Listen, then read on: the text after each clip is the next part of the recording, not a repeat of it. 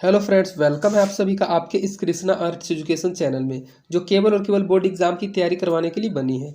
इसलिए इस चैनल को आपने अभी तक सब्सक्राइब नहीं किया तो इस चैनल को सब्सक्राइब कर दें और साइड के बेल नोटिफिकेशन को प्रेस कर दें, ताकि हमारे वीडियो का लेटेस्ट नोटिफिकेशन आप तक सबसे पहले पहुंच सके।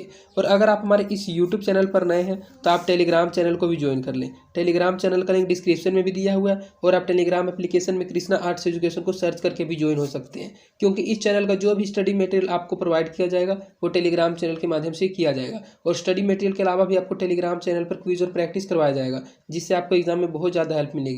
इसलिए आप टेलीग्राम चैनल को अवश्य ज्वाइन कर लें। तो चलिए इस क्लास में आगे की ओर बढ़ते हैं।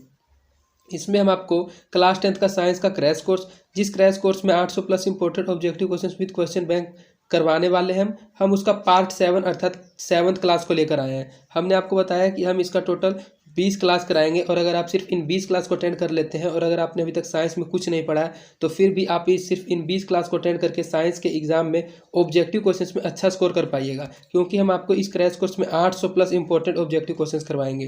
तो यह इसका क्लास 7 है। और अगर आपने इसका फर्स्ट से लेकर 6 तक के क्लास को नहीं देखा है और अगर आप उन क्लास को भी देखना चाहते हैं तो आप डिस्क्रिप्शन में दिए गए लिंक साइंस क्रैश कोर्स के प्लेलिस्ट में जाकर इसके फर्स्ट से लेकर 6 तक के वीडियो को भी देख सकते हैं। तो चलिए इस क्लास में आगे की ओर बढ़ते हैं। इसमें हमारा पहला क्वेश्चन है कि भारत में उत्पादित प्रत्यावर्ती विद्युत धारा की आवृत्ति है, अर्थात जो भारत देश है उसमें जो प्रत्यावर्ती विद्युत धारा अर्थात जो एसी करंट उत्पादन किया जाता है, तो वह एसी करंट जो उत्पादन होता है उसकी आवृत्ति कितनी होती है। ए 50 हर्ट्ज, बी 60 हर्ट्ज, सी 70 हर्ट्ज या फिर डी 80 हर्ट्ज।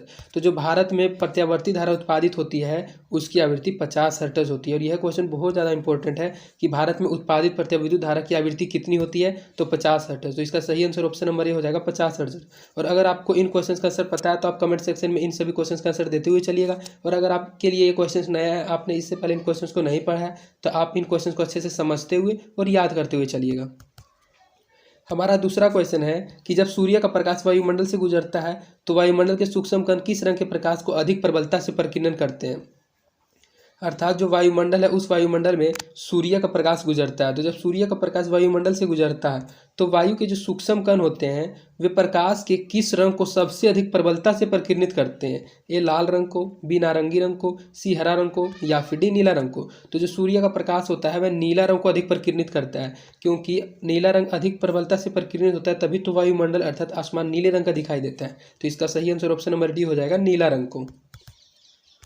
निम्नलिखित में कौन उत्तल दर्पण की फोकस दूरी जिसकी वक्रता त्रिज्या 32 सेंटीमीटर है। अर्थात ये पूछा जा रहा है कि इन चारों में से उत्तल दर्पण की फोकस दूरी कौन सी है जिसकी वक्रता त्रिज्या 32 सेंटीमीटर है। तो इस टाइप का क्वेश्चन हमने आपको लगता है सेकंड क्लास में भी पढ़वाया था। तो वक्रता त्रिज्या का हमने आपको फॉर्मूला बताया था कि 2f = r होता है।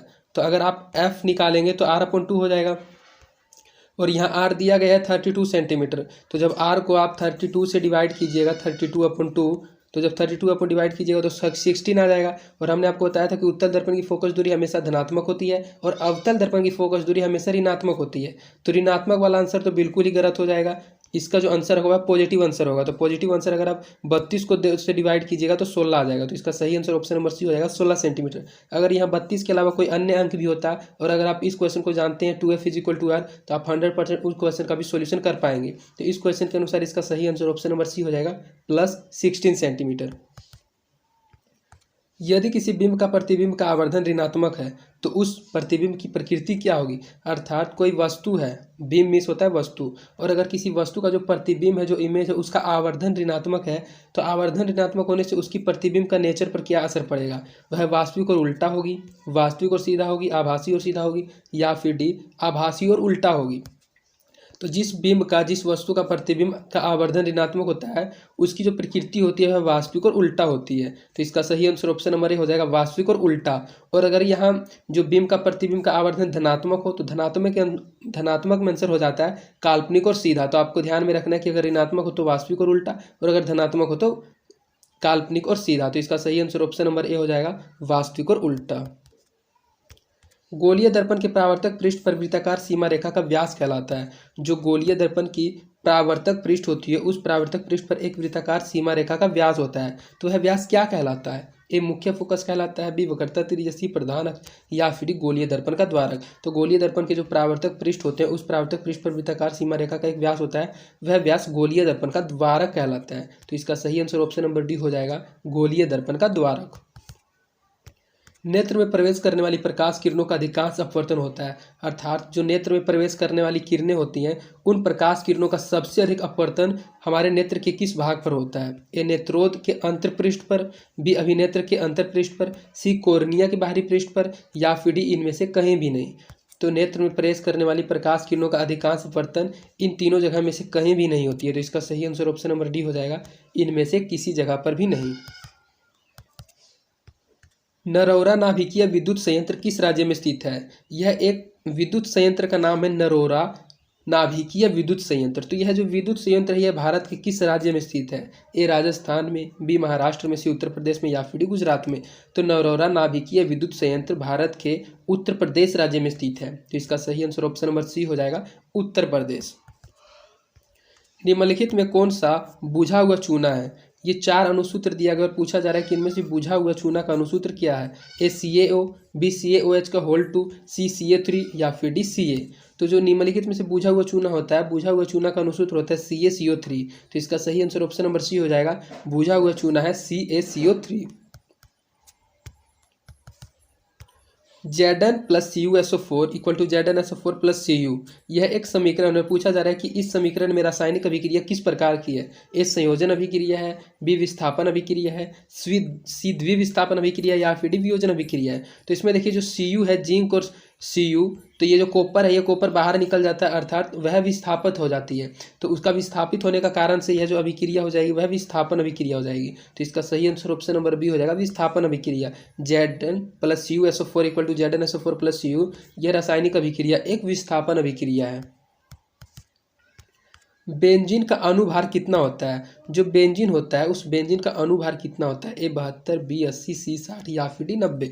तो इस सभी क्वेश्चन को तो आपको याद ही करना पड़ेगा, इनका कोई ट्रिक नहीं होता है। तो बेंजीन का जो अनुभार होता है वह 72 होता है। तो इसका सही आंसर ऑप्शन नंबर ए हो जाएगा, 72। 1 माइक्रो एम्पियर विद्युत धारा निम्नलिखित में से कौन सा है? अर्थात इनमें से जो 1 माइक्रो विद्युत धारा है वह इनमें से कौन सा है? ए 10⁻⁻4 एम्पियर, बी -10⁻⁻5 एम्पियर, सी 10⁻⁻6 एम्पियर, या फिर डी 10⁻⁻7 एम्पियर। तो 1 एम्पियर विद्युत धारा 10⁻⁻6 एम्पियर के बराबर होता है, अर्थात 1 एम्पियर 1 माइक्रो विद्युत धारा को 10⁻⁻6 एम्पियर से ही डिनोट किया जाता है। तो इसका सही आंसर ऑप्शन नंबर सी हो जाएगा, 10⁻⁻6 एम्पियर।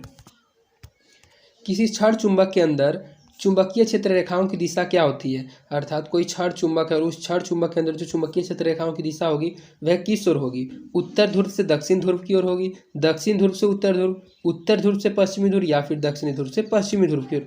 तो क्षण चुंबक के अंदर जो चुंबकीय क्षेत्र रेखाओं की दिशा होती है वह हमेशा साउथ से नॉर्थ की ओर, अर्थात दक्षिण ध्रुव से उत्तर ध्रुव की ओर होती है। तो इसका सही आंसर ऑप्शन नंबर बी हो जाएगा, दक्षिण ध्रुव से उत्तर ध्रुव।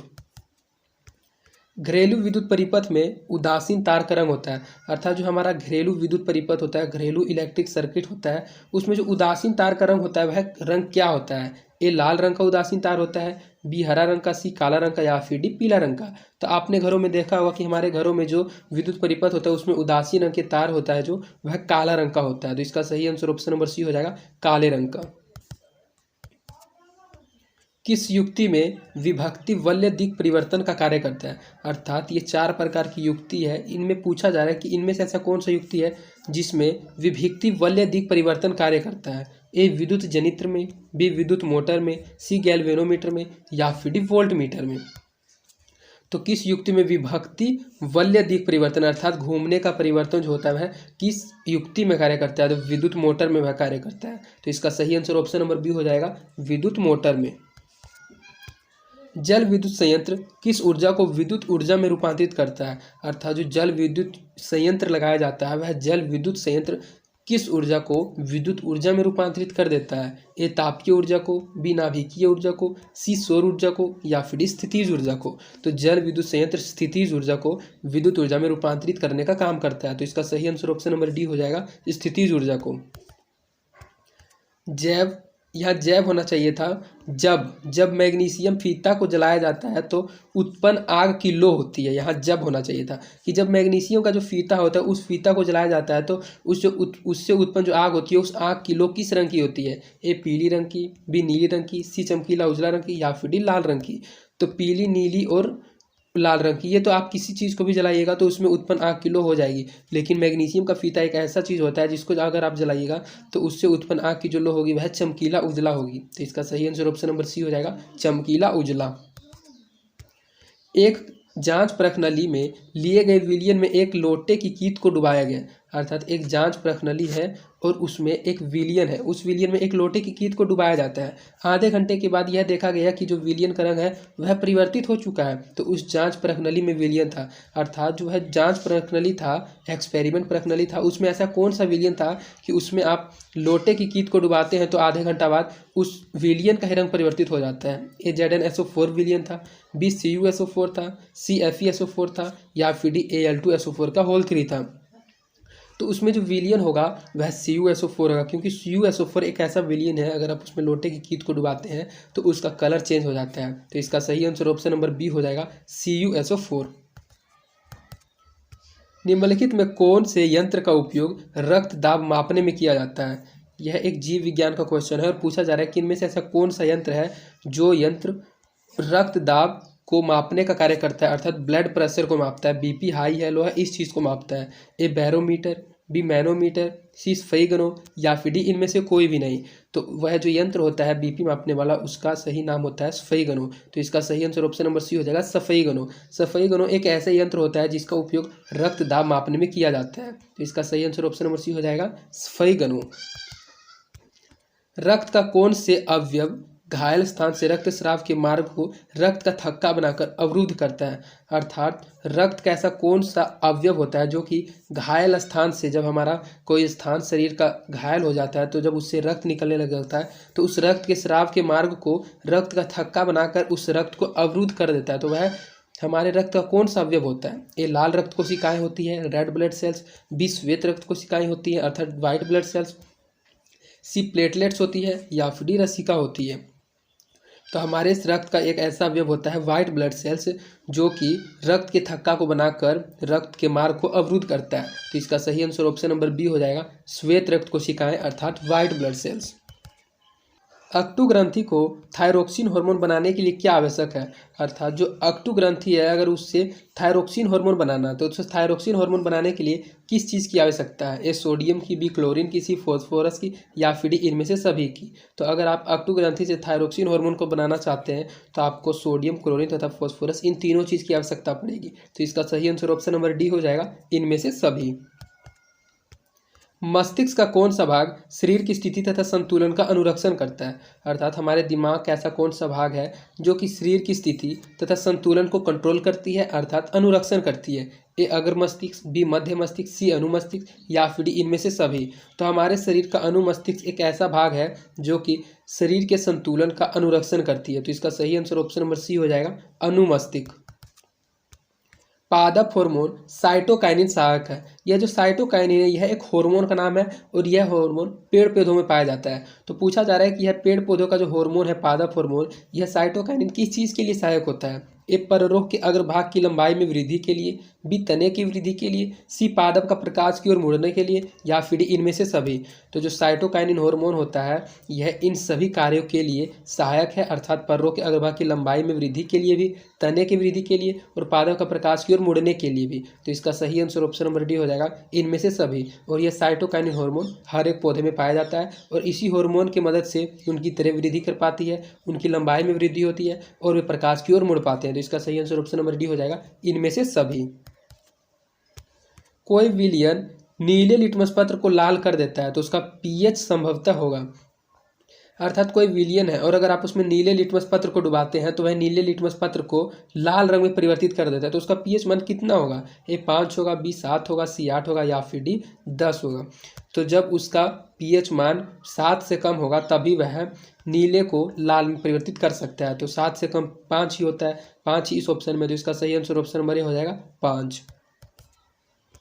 ओक्जेलिक अम्ल का प्राकृतिक स्रोत निम्नलिखित में से कौन है, अर्थात अगर आप ऑक्जेलिक अम्ल को ग्रहण करना चाहते हैं तो इसका जो प्राकृतिक स्रोत है वह कौन सा है, अर्थात इन सभी चीज़ों में से ऑक्जेलिक अम्ल किस में पाया जाता है? ए संतरा में, बी टमाटर में, सी सिरका में, या फिर डी इमली में। तो टमाटर एक ऐसा चीज़ होता है जिसमें ऑक्जेलिक अम्ल पाया जाता है। यह ऑक्जेलिक अम्ल प्राकृतिक स्रोत है, तो इसका सही आंसर ऑप्शन नंबर बी हो जाएगा, टमाटर। निम्नलिखित में कौन सबसे अधिक अभिक्रियाशील धातु है? अर्थात ये 4 प्रकार का धातु दिया गया है और पूछा जा रहा है कि इनमें से ऐसा कौन सा धातु है जो कि सबसे अधिक प्रतिक्रियाशील धातु है? AMG अर्थात मैग्नीशियम, BCA, CNA या फिर डी के। तो के एक ऐसा धातु होता है जो कि सबसे अधिक अभिक्रियाशील धातु है और यह के को पोटेशियम कहा जाता है, तो इसका सही आंसर ऑप्शन नंबर डी हो जाएगा, पोटेशियम। और Na सोडियम को कहा जाता है। तो निम्नलिखित में से कौन धातु सबसे अधिक अभिक्रियाशील धातु है? तो के अर्थात पोटेशियम, तो इसका सही आंसर ऑप्शन नंबर डी हो जाएगा। एक्वाजेरिया जिसका नाम रोयल जल भी होता है, तो यह एक्वाजेरिया किस अनुपात में सांद्र हाइड्रोक्लोरिक अम्ल एवं सांद्र नाइट्रिक अम्ल का ताज़ा मिश्रण होता है? यह एक प्रकार का जल होता है रोयल जल। तो इस रोयल जल में हाइड्रोक्लोरिक अम्ल और सांद्र नाइट्रिक अम्ल का ताज़ा जो मिश्रण होता है वह कितने अनुपात होता है? ए 3:2, बी 2:3, सी 3:1 या फिर डी 1:3। तो उस जो वह जो अनुपात होता है उसमें अनुपात होता है हाइड्रोक्लोरिक अम्ल का 3 और नाइट्रिक अम्ल का 1। तो इसका सही आंसर ऑप्शन नंबर सी हो जाएगा, 3:1 ताज़ा मिश्रण होती है। CHO का प्रकार्यात्मक समूह निम्नलिखित में से कौन सा है? अर्थात यह जो समूह है इस समूह का निम्नलिखित में से कौन सा प्रकार्यात्मक समूह है? ए कीटोन, बी कार्बोक्सिलिक अम्ल, सी एल्कोहल या फिर डी एल्डिहाइड। तो यह जो CHO है यह एक एल्डिहाइड प्रकार्यात्मक समूह है, तो इसका सही आंसर ऑप्शन नंबर डी हो जाएगा, एल्डिहाइड। प्रोपेन का आणविक सूत्र C3H8 है। इसमें यह जो C3H8 है यह प्रोपेन का आणविक सूत्र है। तो पूछा जा रहा है कि इनमें कितने सहसंयोजक आबंध होते हैं? ए 7 संयोजक आबंध होते हैं, बी 8, सी 9 या फिर डी 10 सहसंयोजक आबंध होते हैं। तो यह जो प्रोपेन है जिसका आणविक सूत्र C3H8 है तो इसमें जो आबंध की संख्या होती है वह 10 होती है, तो इसका सही आंसर ऑप्शन नंबर डी हो जाएगा, 10 सहसंयोजक आबंध हैं। आधुनिक आवर्त सारणी में बाएं से दाईं ओर जाने पर परमाणु साइज आकार क्या होता है? अर्थात जो वर्तमान की आवर्त सारणी है, आधुनिक आवर्त सारणी है, अगर आप उसमें बाएं से दाईं की ओर जाते हैं तो जो परमाणु का साइज होगा अर्थात परमाणु का आकार होगा वह क्या होगा? बढ़ेगा, घटेगा या फिर कुछ नहीं होगा या फिर इनमें से कोई भी नहीं, अर्थात अपवर्तित रहता है। तो जो आधुनिक आवर्त सारणी अगर आप उसमें बाएं से दाएं की ओर जाते हैं तो उसका जो परमाणु आकार होगा वह घटेगा, और अगर आप दाएं से बाएं की ओर आते हैं तो वह बढ़ेगा। तो बाएं से दाएं की ओर जाया जा रहा है तो इसका सही आंसर ऑप्शन नंबर बी हो जाएगा, घटता है। आधुनिक आवर्त सारणी में कितने ऊर्ध्व स्तंभ है? अर्थात जो वर्तमान की आवर्त सारणी है उस आवर्त सारणी में कितने ऊर्ध्व स्तंभ है? ए 7, बी 9, सी 15 या फिर डी 18। तो जो आधुनिक आवर्त सारणी है उसमें ऊर्ध्व स्तंभ 18 है, तो इसका सही आंसर ऑप्शन नंबर डी हो जाएगा, 18। एक जांच प्रणाली में लिए गए सोडियम बाइकार्बोनेट के तनु विलयन में सार्वभौम सूचक की कुछ बूंद को मिलाता है तो निम्नलिखित में से कौन सा रंग दिखेगा? अर्थात एक जांच प्रणाली, एक छात्र है और वह जांच प्रणाली में सोडियम बाइकार्बोनेट के तनु विलयन को लेता है और उसके सार्वभौम सूचक के लिए उसमें कुछ बूंद को मिलाता है, तो जो निम्नलिखित में से इनमें से कौन सा रंग उसको उस जांच प्रणाली में दिखेगा?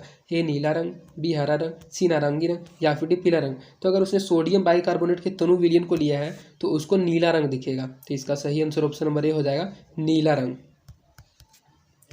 निम्न में कौन आहार श्रृंखला का निर्माण करता है? यह क्वेश्चन हमने आपको पिछले क्लास में ही पढ़ाया था और जो क्वेश्चन रिपीट हो रहा है वह क्वेश्चन एग्जाम के दृष्टिकोण से बहुत बहुत ज़्यादा इंपॉर्टेंट है, इसलिए आप उन क्वेश्चन को अच्छे से ध्यान में रखिएगा। इसमें पूछा जा रहा है कि इनमें से कौन आहार श्रृंखला का निर्माण कर रही है? ए घास गेहूँ तथा आम, बी घास बकरी तथा मानव, सी बकरी गाय तथा हाथी या फिर डी घास बकरी तथा माछली। तो घास बकरी तथा मानव एक ऐसी श्रृंखला है जो कि एक आहार श्रृंखला का निर्माण कर रही है, क्योंकि मानव बकरी को आहार में लेती है और बकरी घास को आहार में लेती है, तो इसका सही आंसर ऑप्शन नंबर बी हो जाएगा, घास बकरी तथा मानव। स्लाइड को सर्वप्रथम कंपाउंड माइक्रोस्कोप से देखा जाता है, अर्थात जो स्लाइड होता है अगर उसको सर्वप्रथम कंपाउंड माइक्रोस्कोप से कितने गुने में देखा गया था? ए 5 गुने में, बी 10 गुने में, सी 25 गुने में या फिर 45 गुने में। तो स्लाइड को सबसे पहले कंपाउंड माइक्रोस्कोप में 10 गुना बढ़ाकर देखा गया था, तो इसका सही आंसर ऑप्शन नंबर बी हो जाएगा, 10 गुने से देखा जाता है। दो तंत्रिका कोशिका के मध्य जो खाली स्थान होता है उस खाली स्थान को क्या कहा जाता है? अर्थात जो तंत्रिका कोशिका है और उन दो तंत्रिका कोशिका के मध्य जो खाली स्थान होता है उस खाली स्थान को क्या कहा जाता है? ए दुर्मिका, बी सिनेप्स, सी एक्सोन या फिर डी आवेग। तो दो कोशिका के मध्य जो खाली स्थान होता है उस खाली स्थान को सिनेप्स कहा जाता है। तो इसका सही आंसर ऑप्शन नंबर बी हो जाएगा, सिनेप्स। स्त्रियों में लिंग गुणसूत्र का युग्म होता है, अर्थात जो स्त्रियां होती है, जो महिलाएं होती हैं, उनमें लिंग गुणसूत्र का कौन सा युग्म होता है, कौन सा जोड़ा होता है? ए XY, बी XX, सी YY या फिर डी ऑल ऑफ दिस। तो यह जो YY अनुसूत्र है यह तो लगता है किसी में भी नहीं होता है। XX होता है महिलाओं में और XY होता है पुरुषों में। तो इसमें पूछा जा रहा है कि स्त्रियों में, अर्थात इसका सही आंसर ऑप्शन नंबर बी हो जाएगा, XX। और अगर यहाँ पूछा जाता है कि पुरुषों में लिंग गुणसूत्र का युग्म होता है तो पुरुषों में XY होता है। तो इस क्वेश्चन के अनुसार इसका सही आंसर ऑप्शन नंबर बी हो जाएगा, XX गुणसूत्र होता है। मंड परीक्षण के लिए हरी पत्ती पर आयोडीन डालने से पहले पत्ती को अल्कोहल में उबाला जाता है, अर्थात जो मंड परीक्षण किया जाता है उस मोन्स परीक्षण, यह मंड एक वैज्ञानिक का नाम है और यह एक परीक्षण करता है। तो उस परीक्षण के लिए हरी पत्ती को पर जब आयोडीन डाला जाता है तो उस आयोडीन डालने से पहले पत्ती को अल्कोहल में उबाला जाता है। किस चीज़ के लिए? मंड को घोलने के लिए, क्लोरोफिल को घोलने के लिए, सी पत्ती को मुलायम करने के लिए या फिर इनमें से सभी के लिए। तो उसका उबालने का एक मुख्य कारण यही होता है कि सबसे पहले वे उसमें क्लोरोफिल को घोलना चाहते हैं। तो इसका सही आंसर ऑप्शन नंबर बी हो जाएगा, अल्कोहल में घोला जाता है, उबाला जाता है क्लोरोफिल को घोलने के लिए। वंशागत नियमों का प्रतिपादन किसने किया? ये चारों वैज्ञानिक का नाम है और पूछा जा रहा है कि इनमें से वंशागत नियमों का प्रतिपादन किसने किया था? ए चार्ल्स डार्विन ने, बी रॉबर्ट हुक ने, सी जेसी बोस ने या फिर डी ग्रेगर जॉन मेंडल ने। तो रॉबर्ट हुक एक ऐसे वैज्ञानिक थे जिन्होंने ही वंशागत नियमों का प्रतिपादन किया था। तो इसका सही आंसर ऑप्शन नंबर बी हो जाएगा, रॉबर्ट हुक। हाइड्रा में प्रजनन की विधि निम्नलिखित में से कौन सा है? ये 4 प्रकार की प्रजनन विधि है और पूछा जा रहा है कि हाइड्रा में इनमें से प्रजनन की विधि कौन सी है? ए कायिक प्रवर्धन, बी बीजाणु समासन, सी मुकुलन या फिर विखंडन।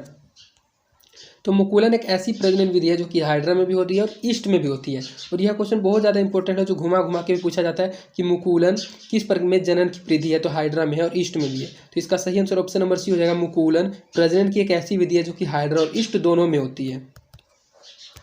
पुष्प का कौन सा भाग परागकण बनता है? अर्थात ये चारों के चारों पुष्प का भाग दिया गया और पूछा जा रहा है कि इनमें से पुष्प का ऐसा कौन सा भाग है जो कि बाद में परागकण बन जाता है? ये बाह्यदल, बी पंखुड़ी, सी पुंकेसर या फिर स्त्री केसर। तो पुंकेसर शरीर का अर्थात पुष्प का एक ऐसा भाग होता है जो कि बाद में परागकण बन जाता है। तो इसका सही आंसर ऑप्शन नंबर सी हो जाएगा, पुंकेसर।